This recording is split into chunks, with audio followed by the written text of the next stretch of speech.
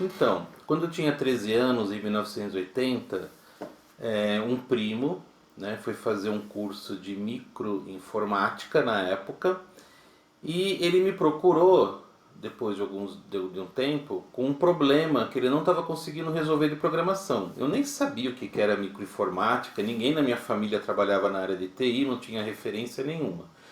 Ele me apresentou o problema, eu vi que estava numa linguagem ali que eu não conhecia, mas tinha uma lógica, né? Eu até ajudei ele a resolver o problema, resolveu, ele conseguiu fazer o programa. Isso me despertou um interesse muito grande. Eu falei, nossa, computador, imagina, na década de 80, né? Uma coisa fantástica. E eu falei para minha mãe na época, eu preciso ter um computador. Então a gente fez um esforço, não tinha PC como existe, né, depois da década de 90. Então a gente comprou um TK 2000 que ligava na televisão, tudo. E ali eu comecei a aprender. Né? Com 14 anos eu prestei concurso e passei numa empresa. Né? Trabalhei na área de metalurgia, fiz curso no Senai, trabalhei na área de metalurgia até os 18 anos. Mas nesse meio tempo eu continuei com meu computador, né, meu TK 2000, troquei meu TK 2000 por um Apple IIe e continuei a programar nesse computador, fazia meus próprios jogos, né, não tinha como é hoje, vários jogos, então eu tinha que programar meus próprios jogos, simples, primitivos, mas era bom porque estimulava muito o meu raciocínio lógico. Mas eu gostava muito mais dessa área do que de trabalhar numa empresa. Né? Então eu acabei saindo da empresa e fui trabalhar na área de TI. Meu primeiro emprego foi como instrutor. Né? Eu fui instrutor de linguagens Basic e COBOL, DBase 3, Lotus 123 e WordStar. E tudo isso eu fiz numa época em que não se exigia ter um curso superior. Né? Então, sem a faculdade, eu estava dando aula, né, nessas escolas de microinformática. Depois, eu acabei entrando numa empresa, né, numa cadeia de lojas, como programador, e eu trabalhei com a equipe lá de programação e gostei cada vez mais. Então percebam, eu estava me afundando, eu estava me aprofundando, eu estava entrando cada vez mais na área de TI e aí eu senti necessidade de fazer uma faculdade.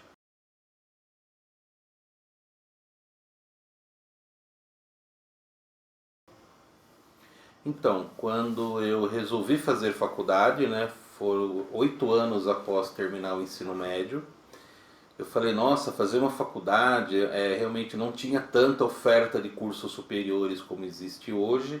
A faculdade era uma faculdade cara, mas eu prestei o vestibular, passei, né, consegui passar e comecei a cursar. Né? E por incrível que pareça, dada a experiência que eu já tinha, o primeiro semestre, o segundo semestre, eu percebi, nossa, como é fácil, né? Depois começou a complicar. Mas uma coisa que isso mudou na minha carreira é que ao entrar numa faculdade eu subi de cargo. Eu deixei de ser programador para ir virar um analista. Por quê? Porque a faculdade me deu um pouco mais de conhecimento e permitiu que eu pudesse ocupar outros cargos. Eu percebi que eu tinha uma boa didática, que quando eu tinha que apresentar trabalhos, eu apresentava muito bem, conseguia explicar para o professor e explicar para a turma os temas dos trabalhos, das atividades, tinha didática.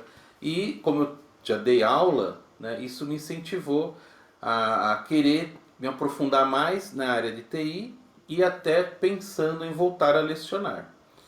E depois eu fui crescendo dentro da empresa, acabei a faculdade, né? Acabando a faculdade eu fui fazer uma pós-graduação na área de telecomunicações. Isso abriu ainda mais a minha cabeça para a área de TI, que tem tudo a ver também, né? Telecomunicações com a área de TI. E ao entrar nessa faculdade, ao entrar na pós-graduação, eu acabei subindo de cargo, ocupando um cargo de gestão numa fábrica de software, né, de desenvolvimento em Java. E nessa época eu recebi um convite, já estamos aí perto do ano 2000, eu recebi um convite para lecionar numa universidade. Então fui lá, fui conversar com o coordenador do curso, né? Conversamos, ele percebeu que eu tinha realmente o perfil adequado para a oportunidade e no ano 2000 eu comecei a minha carreira no ensino superior. Então eu trabalhava no mercado, né, durante manhã e tarde e à noite eu lecionava. E aí eu comecei a perceber um certo distanciamento entre aquilo que nos pediam para lecionar na universidade e aquilo que o mercado pedia.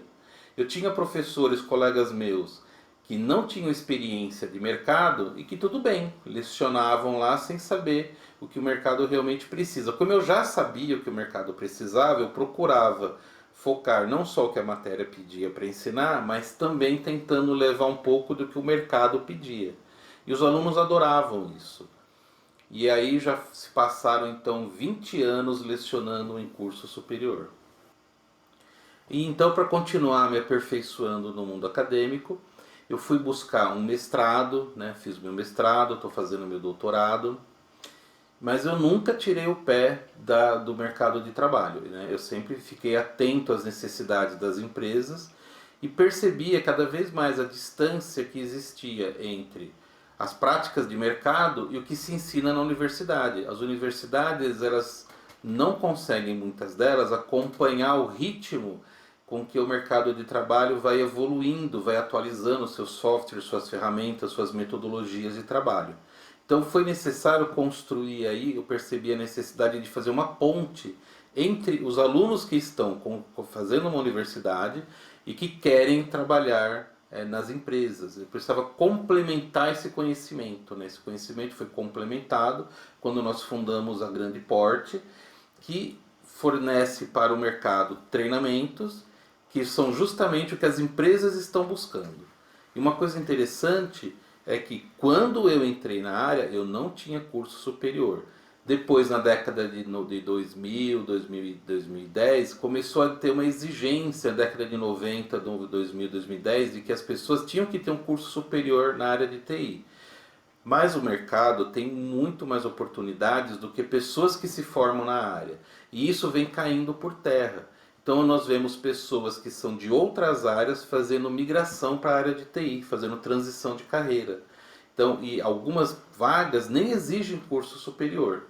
Então o mercado aí está aberto para todos e nós estamos aqui para ajudá-los a percorrer essa ponte.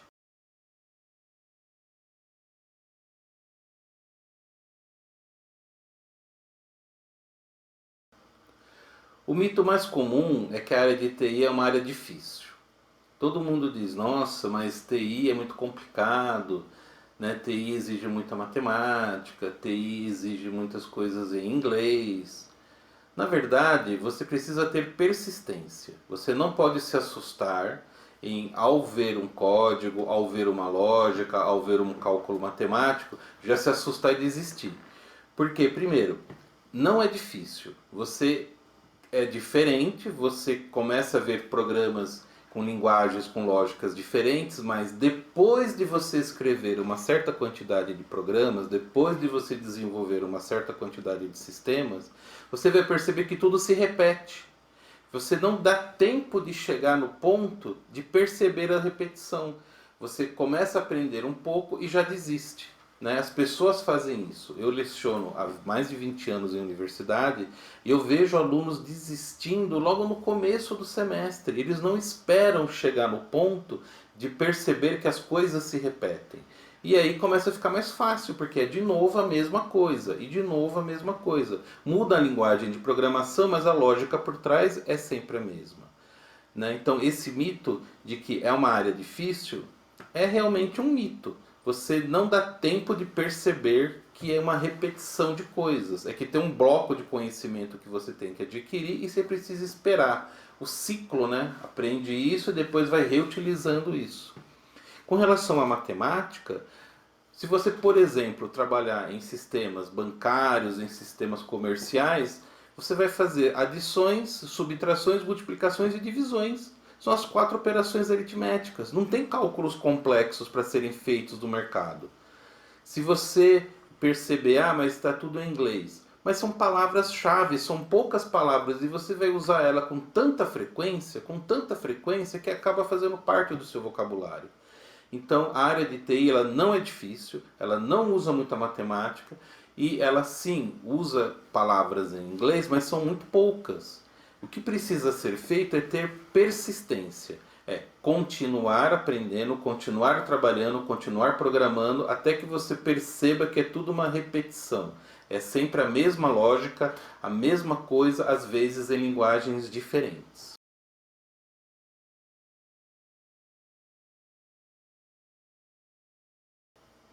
Olha, as pessoas precisam encontrar o caminho das pedras. Precisamos mostrar para essas pessoas qual é o caminho das pedras, ou seja, mostrar o que essa pessoa tem que estudar e em qual profundidade ela tem que estudar. Não adianta pegar um tópico e estudar ele a fundo, sendo que você não vai utilizar 20% disso no mercado. As pessoas têm acesso a muita informação na internet. E esse excesso de informação faz com que elas se percam. É necessário um serviço de mentoria. É necessário pegar na mão dessas pessoas, entender as suas lacunas de aprendizagem, entender as suas dificuldades e traçar um caminho das pedras, traçar uma trilha de aprendizagem para essa pessoa seguir, preenchendo as suas lacunas, adquirindo o conhecimento que o mercado precisa, e aí é só correr para o abraço, correr para a vaga e ter sucesso na vida.